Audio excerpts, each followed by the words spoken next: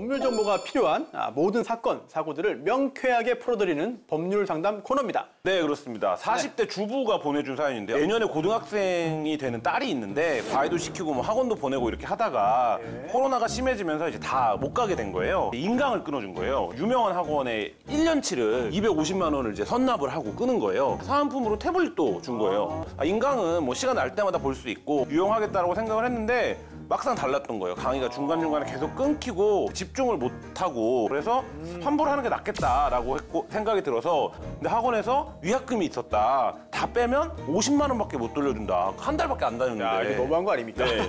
위약금을 다 내고 50만 원만 환불해준다는 게 이게 맞는 거냐. 상당 부분을 더 받을 수 있는 것 같아요. 실제로 학원 수강의 경우에는 학원법이 있겠죠. 또 온라인 수업, 인강의 경우에는요.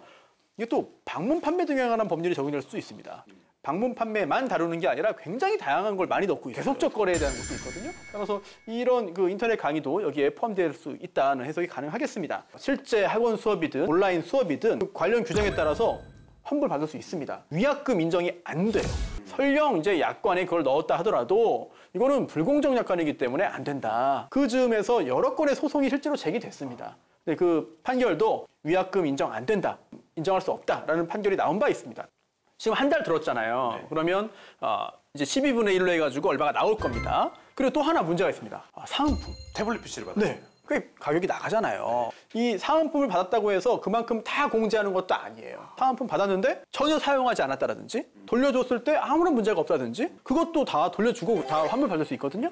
이 사연에서는 아마도 그 태블릿으로 수업을 듣고 활용을 했을 것 같아요. 네. 환불 대상에서 제외되는 것이 합리적이지 않겠느냐라는 생각이 듭니다. 사귄 지 3년 된 여자친구가 있었대요, 이분은. 1년 전부터는 결혼 이야기도 할 정도로 굉장히 깊은 사이였는데 네. 보름 전쯤에 갑자기 전화로 이별 통보를 해온 거예요. 도저히 알 수가 없어서 만나서 이야기하자, 만나자라고 몇 번을 얘기했는데도 만나고 싶지 않다. 이렇게 이제 그 말만 계속 동어반복만 한 거죠. 이분이 이제 근데 전화도 안 받고 문자 메시지를 보내도 답이 없고 이러니까 결국 속을 태우다가 집에 찾아가게 된 거죠.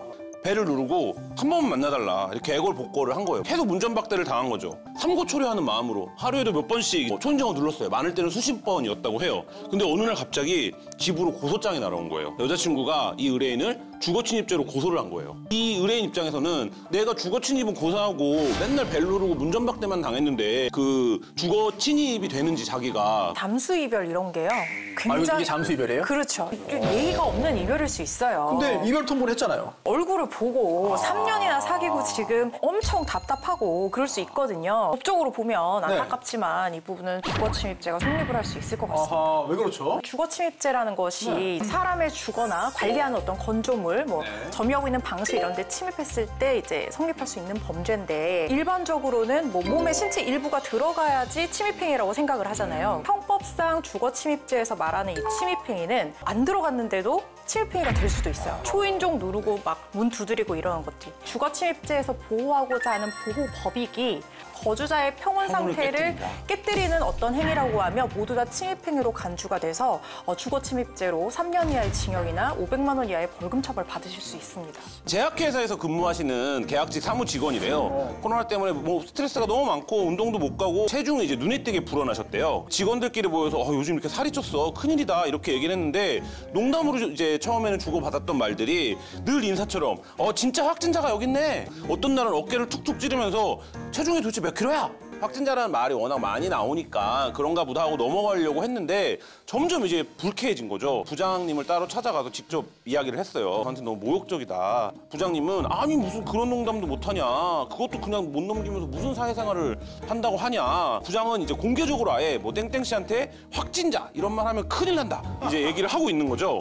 부장에게 죄를 물을 수 없겠냐. 지난해 11월에 이제 청주에서 한 공무원이 동료 공무원에게 확진자 이런 얘기를 했다가 모욕죄로 벌금 100만 원의 처벌을 실제로 받았었습니다. 국민참여재판의 배심원들은 모두 무죄라고 판결을 했지만 재판부의 판단은 좀 달랐어요. 이 모욕죄라는 것이 사람의 어떤 인격적 가치를 떨어뜨리는 그런 사회적인 평가를 저하시킬 수 있는 추상적 판단이나 이런 것들을 표현했을 때 성립할 수 있는 범죄인데 확진자라는 표현이 약간 외모 비하 또는 자기 관리를 못했다 이런 부정적인 의미를 충분히 전달할 수 있기 때문에 그런 부분은 유죄다 이렇게 판단을 했습니다. 저도 저도 이런 판단에 동의는 하는데 구체적인 의미가 유무죄를 가르거나 또는 유죄일 경우에 그 형량 결정할 때 굉장히 영향을 줍니다. 코로나 때문에 살이 많이 쪘다 이런 의미라면 진짜로 살이 많이 쪘다면 유죄로 훨씬 더 인정하기 쉬운 거거든요. 살이 빠졌어.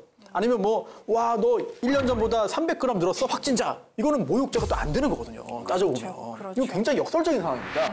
아마 이런 것까지 고려해서 오히려 국민참여재판에서는 오히려 우리 시민들은 이걸 무죄로 본 게 아닌가라는 생각도 들어요. 이렇게 되면 전과자가 되는 거잖아요. 그렇죠. 이제 네. 장난으로 물론 그런 말을 해서는 안 되는 거는 맞지만 이게 또 전과자가 네. 되는 것은 조금 다른 문제일 네. 수 있어요. 그래서 네. 이게 뭐 처벌 범위를 좀 확대하는 어떤 그런 결과로 이어져서는 안 될 것 같다 네. 이런 생각도 또 들어요.